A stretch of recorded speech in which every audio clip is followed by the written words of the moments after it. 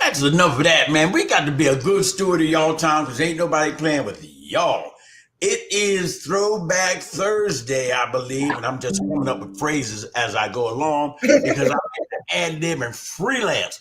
Hey, good evening, everybody out there in Chester County, Coastville, and on my Facebook page. Doggone it, it's almost like a rerun. Just when we thought we was away from her because of the week watch that we had prior to New Year's, she's back again, ladies and gentlemen. None other than Katina, wear the big glasses, Robertson, ladies and gentlemen. Let's have a big round of applause for her out there. Pastor, how are you doing today? I am doing fantastic. How about you? I'm doing pretty good. I believe I was set up because I had this old email that was Yahoo, and evidently it's Gmail. But we did it, and I thank you for being so quick and everything. Before we get into why you're on, let's talk about you and film ministry. How's everything going with y'all over there? You know, God is good. God is good. We are learning each other. We are growing together and just having a good time doing it. Well, look, Iris Holmes said, good evening, Fonz, and my beautiful pastor, Katina Christmas Robertson. That's right. She got 3 names.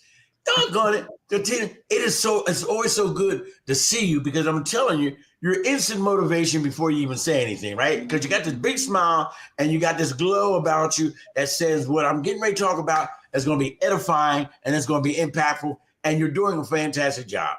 This is just coming from somebody who follows everybody, and I follow you as well. Now, let's talk about, is it SOAR? Because you be having classes and things of this nature. Let's plug your stuff that you're doing. Let's use this opportunity, okay? Oh, absolutely. So SOAR is a book that I wrote. It's Time to Soar. And it's about getting people unstuck. And a lot of times it's easy to get unstuck from stuff that you see that you're stuck in. But I like to even go further and talk about the invisible stuff. So soar in relationships, soar in business, soar in your personal life. So Saturday is the SOAR Kickoff 2025 Vision. And in February is SOAR in Relationships, You Are Not Your Cookie. So those are the 2 things I have coming up that are going to be so powerful. Well, first of all, good evening, Kathy Smith. It is always good to see you, Kathy, and I appreciate you throughout the years. Trust me. So now, do you have anybody that's on that can type in some of that information you're talking about? We might as well have it everlasting on here. We might as well. So the thing is, I can't see who's on. Okay. I don't have my Facebook up. That's right. Hey, Iris, can you help with us with anything, website, email, something like that? That's right. But we'll get through it because there's no doubt that some of your crew is going to be on here before it's over with. So, okay. So my website is KatinaChristmasRobertson.com. That's my website. Katina Robertson. KatinaChristmasRobertson.com. That's right. I got to get that third name in there. I can get you. I'm going to try and type it in my doggone self because this is my show. I do what I want. I can take as long as I want. And plus, it gives people opportunity to come on in. So let me see. K8. Katina Christmas, like I'm half retarded. No. We can't. Oh, yeah. That's a word. I'm sorry. Katina Christmas Robertson. KatinaChristmasRobertson.com. Okay. I'm a little slow, so help me with that. Okay. Okay. So there you got it, ladies and gentlemen. Now, don't forget, whoever tunes in, please hit the share button. I mean, liking is okay, but we'd rather share than like. Okay. Now, for those of you who may have been sleeping under a rock the last couple of weeks coming up to New Year's, Pastor Robertson, she was one of the speakers who she kind of like coined a phrase about between a rock and a hard place. And I want to tell you, that week was one of the most edifying, satisfying weeks that I've been doing this for a couple of minutes. But to hear all the different pastors and all the different perspectives, and oh man, this jump was nice. It was. It was nice. And I'm not one to use numbers because God's math is not our math, but we had over 15, almost close to 20,000 people listen to y'all. That's fantastic. Man, and the word got out, and I believe lives was changed. Christina Lee, thank you, Christina. She got the HTTP all up in there and all that. / / That's what I'm talking about. Thank you. Hey, look, I'm so excited. I'm gonna tell you the truth. You know, I've truly been blessed by having some fantastic people on here. And guess what? I don't even have to be the sharpest knife in the drawer, man. All I gotta do is just hit. I just gotta hit this button, and then there y'all go. The Lord just sends y'all to me. So look, Christina. Now we got this. Katina. See, these Enas got me. Katina. Angelina. Check this out. Now we got this MLK Fest coming up. Yes. Who is this character that you're going to give overview to or portray? So I am honored to do Ruby Sales. I'm really excited about that. I didn't choose her. Pastor Rob Marshall, shout out to him for thinking about me and calling me to come in. And so, hey, here I am. And he suggested her. What I love about her, and I know you're going to ask questions, but what I love about her is she's a PK. She's a pastor's kid, a preacher's kid. And she is interested in the youth and what's going on with them, and also interested in bringing people together. Those things resonate with me so much. It's like my life. So he just picked a perfect person for me to. Now, I got to get some shout outs. Okay, Christina, we already mentioned your name. Shalonda M. Hill Graham just checked in. Shalonda, you got so many names. And who else? Marsha Newton Baker. This is your crew too, ain't it? And look, and let me tell you something. I'm gleaning information from them in regards to our designer bag bingo. So here's a plug for our bingo, February the 8th, ladies and gentlemen. Woo, up at Parkview. The money, Parksburg. The money is going to our student scholarships, which we give out every year. To date, we've given away $51,000, and I'm still trying to borrow a couple dollars from them. I can't even find them, but that's okay. That's okay. So that's what's going on. Ruby Sales. Now, was Ruby Sales, she was an activist. What's her claim to fame? So she's still living. She's an activist. And her claim to fame, she got shot at. She went to jail for a silent protest. And the white colleague that she was with, that was the valedictorian of the seminary, after they got out of jail, they got released out of jail suddenly. And when you get released out of jail suddenly, nobody's there to pick you up, which means the paper trail goes cold. So they were thirsty. They'd been in there for 6 days after peacefully protesting. And there was an angry mob of white men, and they had baseball bats, etc. And when she went to go get drinks for the rest of the team, there were about 4 of them that went out of the 30 that went to get drinks and came back. And the angry gentleman with the rifle said, B, I will, blow your head off, or, and, what happened was she got pulled by her blouse and fell down behind her. And that was her colleague, her white colleague, who took the bullet for her, and he died. So as a result, and I know we'll get into it, but that became her drive to do what she's doing now, and that's to be an activist. Wow, and she was young back then, wasn't she? She was 16 going on 17. Mm-hmm. Come on now. Come on, you can make a difference at the age of 16 or 17. Don't be playing out there, my young people. Listen, come on. That's the part. All right, so how did Ruby Sales' experience during the civil rights movement shape her perspective on activism and social justice? So the other part that I love about her is that she's a Christian, and at that time she just felt like right would just be righted. That because God saw it, because God loved her, that it would automatically get fixed. And at that moment, she was so traumatized. She was silent. But when she came out swinging. And she developed an organization in his honor. And what she does is she looks for the unspoken for.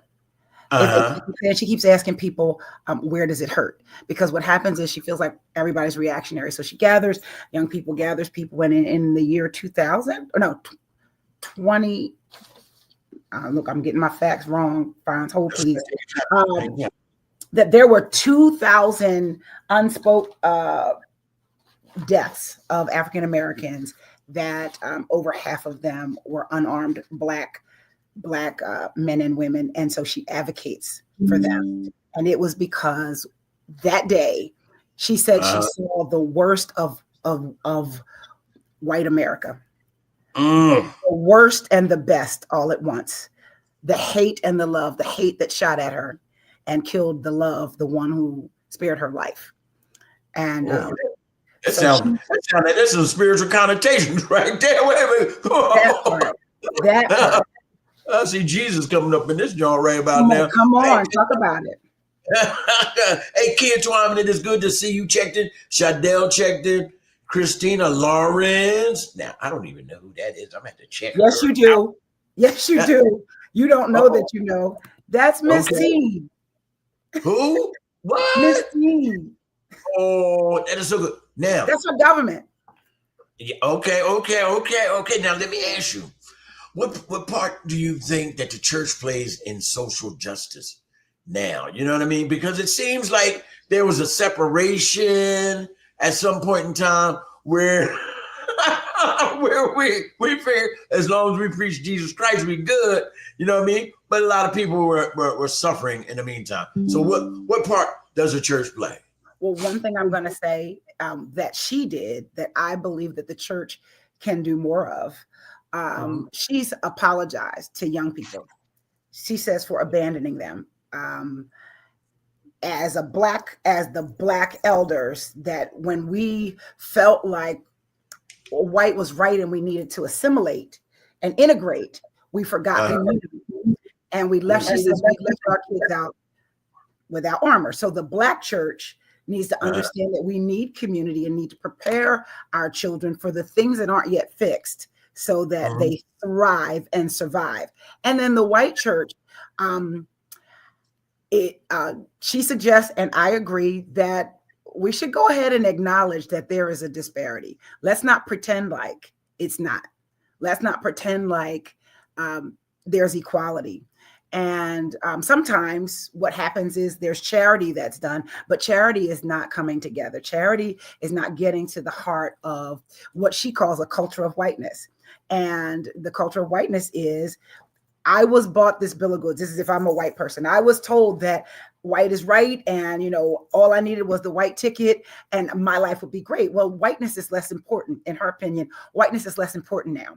So your ticket doesn't work. So now there are people that are struggling with identity because all they needed before was white. And then when we as a people, if we subscribe to that, we've been trying to become more white as opposed to, as she says, become more of who God created us to be internally. So I think the church should really, really reach toward each other, apologizing for assuming that throwing the communities together was a Band-Aid that was going to fix, but really get down to the heart of matter. After we love Jesus, now how does he teach us to love one another? How does he teach us to heal? How does he teach us to really, really agree that it's disparate and that we need to do something more than just go to church?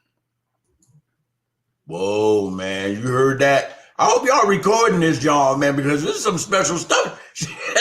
You know how The Rock used to say in wrestling, you smell what she's cooking? She's cooking. Katina. And now I know you just mentioned an event where they were attacked and everything.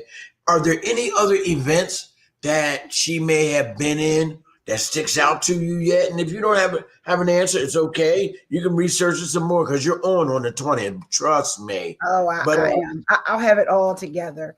I know you will, but that's okay. So Ruby Sales is known for her spiritual activism. How do you think her message translates in society today? Do you think we got the message? Because as I can tell right now, a lot of the things that we achieved through the civil rights movement is being rolled back.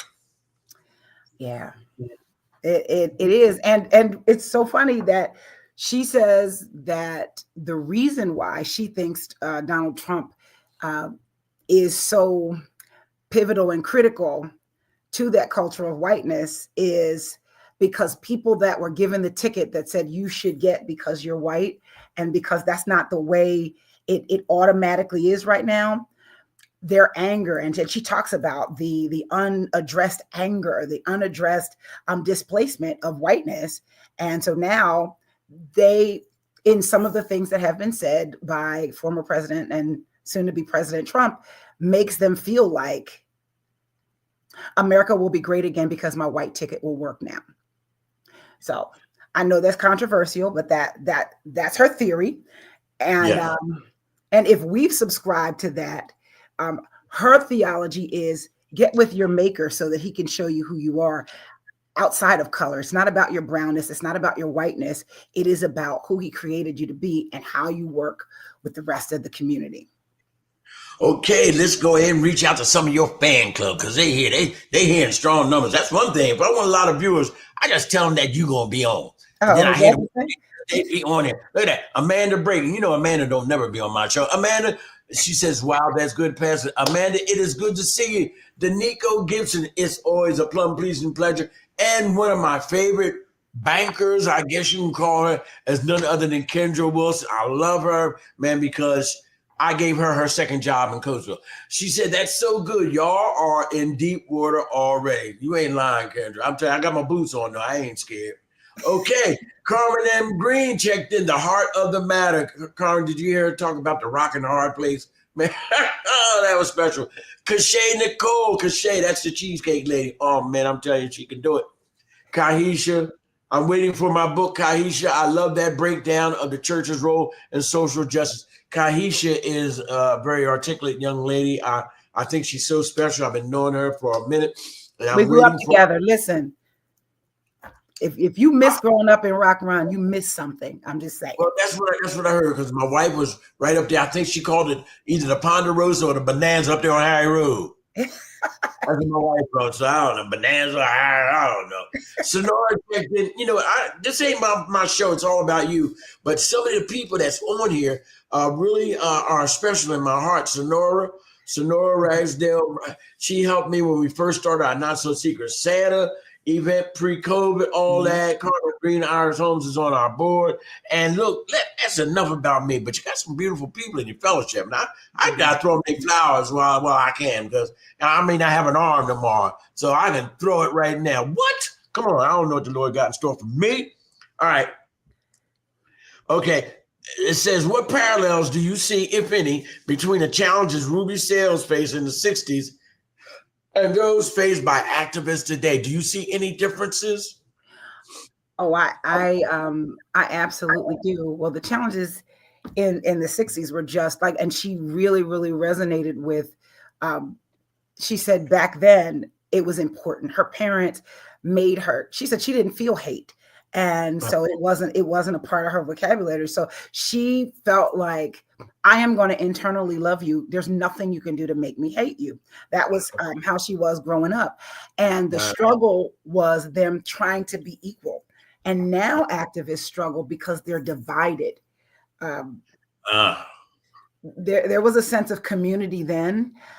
But at this time, we've got generations that really haven't seen or felt the struggle. We have generations that feel distance from the church because their lifestyles, the way the traditional church preached at those lifestyles, as opposed to connecting them to God, has isolated them. So where the church was really central, that was the meeting place. That was just assumed we all with God and we're moving together, right? It is not the same right now. So there are factions really working, not necessarily together, but toward the same kind of a goal. And I believe that if we could unite, it would be powerful. Oh, man, I love it. Hey, Pastor Marshall just checked in. He said, I'm so glad Pastor Katina is part of this event. Love hearing her speak. Yeah, hey, Pastor Marshall, if I'm on viewership, I just keep putting her on once a week. Now, how do we as a church affect maybe the change that you think that we should do in any area, activism or whatever? What do you think we need to do as a community and as churches? So I'm Come so on. glad you asked. In And I one of want her in one of her answer too. You don't speeches, want to sugarcoat nothing on my show. Let's listen, in one of her speeches, she talked about that the I needs to become the we. And that sounded so familiar when she said it. me, we. Because we City is just that. It is not promoting individual ministries, individual. And that's something that she also said, that back then the church wasn't about the pastor, it was about the congregation. If we could see ourselves as the congregation, not one, not two, not 20 congregations, but the congregation, the children of the Most High God. And when we can see past competition, and when we could see past our own agenda, being so busy about church work that we miss being about God's work. I mean, it's one thing to give Christmas gifts to a needy family at Christmas, but let's get together and talk about the inequity, the economic inequity. Let's get together and talk about how we can really empower our youth to not fill up the prisons. Let's get together because we are powerful, and we're even more powerful together. So that to me is what the church can do and will do. And we've done it in pockets, and we continue to do it. And when we do it in mass, our voices will be heard and we will not be denied. Wow. Boy, you said a mouthful there. Let's see, Kendra, as a universal church demonstrating kingdom on earth. Yes. I have brought into the concept that is one God, one church. That's where I'm at. Black, white, green, I don't too much care. I'm not so spiritually hooked up that I can isolate one group from the other. I just ain't got it going on like that. And I'm kind of glad I don't. You know what I mean? I love everybody. And that's why whenever I try to do what it is I try to do, it's to bring people from different areas together. That's good. Because we have more similarities than we have differences. We do. And you know what I mean? The ideology is who shouts, who runs around the church, all that kind of stuff. It's just minuscule in regard to the big picture. Yes. Keeping the main thing the main thing. That part, keeping the main thing the main thing. So that's where I'm at. All right, come on. I need to hear some more stuff from you. Sometimes I don't like these little pre-canned questions that I got. Sometimes I just like to hear your spirit in regards to your mission. Now, how are y'all trying to? Let me see. Now, I'm thinking off the cuff right now. These aren't prepared. Let me turn this upside down. So, your approach to trying to affect change in your community. Now, I've seen you meet buses. I've seen you do a lot of things. Is there a certain ideology that you're following to try and connect with the community, or do you just kind of like freestyle it, whatever the Lord leads in your heart? How do y'all make this thing work to do what you do? And plus, can you give us some young folks, man? You got all these young, energetic people over there. But yes, talk to me. So with we City, that is really just trying to involve and empower churches to show up as the church. One thing is when we show up at the schools, we say, don't wear your church gear. Just let them see that the church came to say we love you. The community came to say we love you. That's one thing, to just kind of de-individualize or decentralize things. And that's a constant movement, and it's just beginning to fellowship as pastors, beginning to fellowship as congregation, as the body of Christ, and not be too taxing of the time. But when we begin to get along and begin to get vulnerable with one another, begin to have the conversations and the dialogues that are necessary, then impact happens. That now we're starting to really air out the business and really get to strategizing. So that is the approach, and it's a big ship to turn, if you would, because everybody likes to do what they want to do, and I am excited about how we do that. There's that.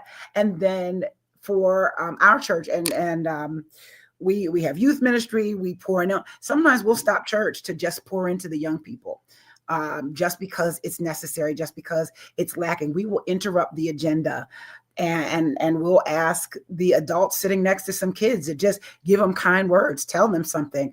And one kid, he cried to his mom and he said, I was having a terrible day. And she came to us, she was crying.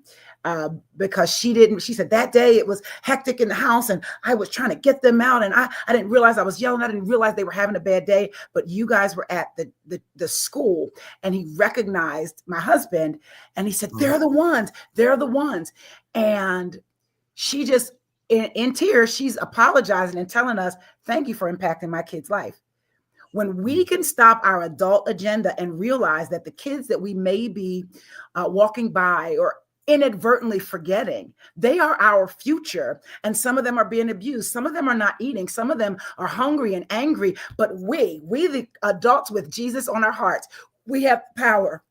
We have the power to change their lives, to impact it with just a hug, with just a word of encouragement. And so that's our culture. That is our culture, is stop when the Spirit says stop and make sure everybody knows how powerful they can be in God and how much he loves them. That is good. That is fantastic. It's like you almost can't even add anything to that. But I like what you said about bringing together. And of course, my mind is thinking. See, while you was talking, I was thinking. I was like, fine, so I can get some of them folks together in one building at one time and talk about some stuff. So you know my mind is on it. And if I know anything about the Lord, as soon as I try to go to sleep about 3 o'clock, he's going to start coming up with some stuff. Yeah. Well, I will invite you to the things that are already on the books so that you can help get the word out. That would help because a lot of times things happen and people are like, I didn't know about it. So. Well, always feel free. Now, I'm going to tell you, I'm a little bit limited because of some hip problems that I'm having. So I can't walk long, can't walk far or whatever. But my platform is always open. It's always open. See, because when God can use you, no matter what your physical condition, your mental condition, or any other condition, and this is where He has given me. This is my purpose now. Can I stop you real quick and just say thank you? Thank you for listening at 3 a.m. Thank you for hearing God. Thank you for using your platform to get the word out. Thank you for looking not under rocks, but for the hidden people and showcasing them and shouting them out and being a light in the midst of darkness. I just want to thank you for that, for making everybody realize how important they are. You've got people on here with their businesses. I just want to thank you. Life is going on, but that's an example of stop what you're doing and shout somebody out. Stop what you're doing and love on somebody. And you're already embodying that. So I just want to thank you for that. Well, thank you so much. Now, look, my platform is here for you. Now, my platform doesn't need administrative approval to put a flyer on my page because everybody knows I don't advertise the parties, but if you have something impactful in different ways, my page is open for you. You know what I mean? And I'm not knocking parties, don't get me wrong, but you have something that's going on in the community, throw that thing on there. That's what this is all for. You ever want to get on this show because you want to advertise something? That's what this is for. Mm-hmm. And I don't know why most people don't use it. Prayerfully, they will. I will. Thank you. Yeah, that's what I'm talking about. Man, get on this jump because I got nothing but time. I'm retired.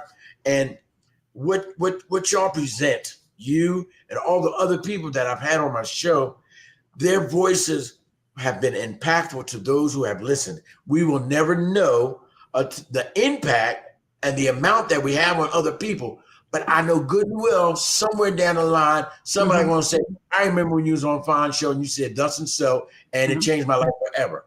That's why I want you to keep on coming, never quit, and all that stuff. Shadell, I need you on here too, because you're the new president of NAACP, and I'm going to try and be down there tomorrow. Yeah, I'm going to be there tomorrow. Lord's going to get me down there at 6 o'clock. I'm going to get there 5:30 because I need a seat. Yes. But look, Katina, I'm not going to hold you any longer because I don't want you to give up everything because you got to leave something for these individuals for Sunday. No, not Sunday. Monday, January 20th. Now we're marching from down Gateway. That's going to be cool. So wear some warm clothes. Don't be down there, nose running, crying and complaining. Put some thermals on. Y'all know how to do it. I know how to do it because I used to get drugs in this kind of weather. And you know what? Can I just share something? This is how the Lord does me. I went outside to bring in the trash can, and it was real, real cool. And I thought to myself, Fonz, do you know 35 years ago, You was walking up and down the street in this weather, and the Lord saved you from getting hypothermia and everything else because you wasn't dressed right. You didn't have good shoes on. You was homeless, all that stuff. And you survived. He brought you here, and 34 years later, I'm still clean. I thought about that today because it's nippy out there. 18 degrees. I'm walking up and down the street talking about where I'm going to get a hit from. Come on now. The hawk is out.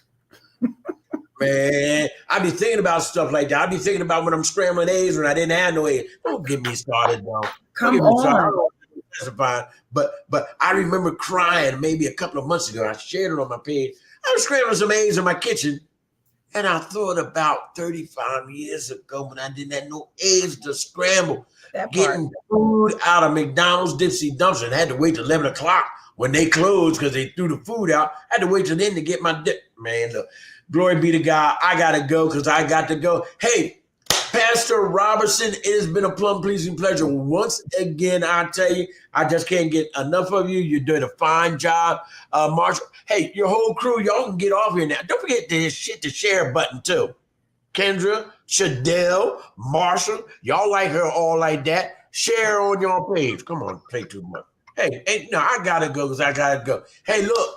Pastor Robinson, I want you to have a good night. I'm going to kick you off the scene, but we're going to talk soon prayerfully. I'll see you on the 20th, Lord willing, all right? Thank you. All right, get out of here. She's got to go. All right. Bam. Okay. Look, ladies and gentlemen, once again, that was good stuff. Excuse me.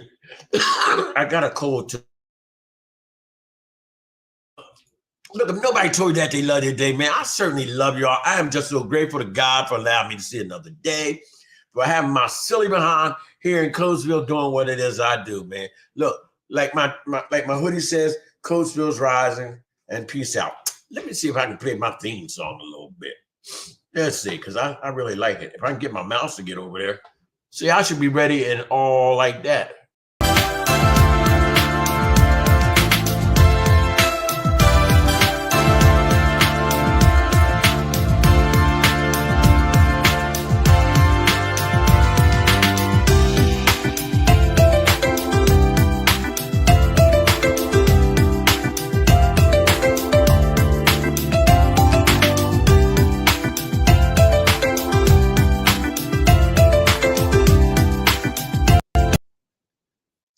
Before I go, don't forget, get your tickets for our book bag designer bag bingo, February the 8th, up there at Parksburg VFW. Get in touch with me or any member of MCDC. We're going to have a great time, fundraiser. Money's going for a great cause. We love you. Now I'm out. Got to put the bang on first, right?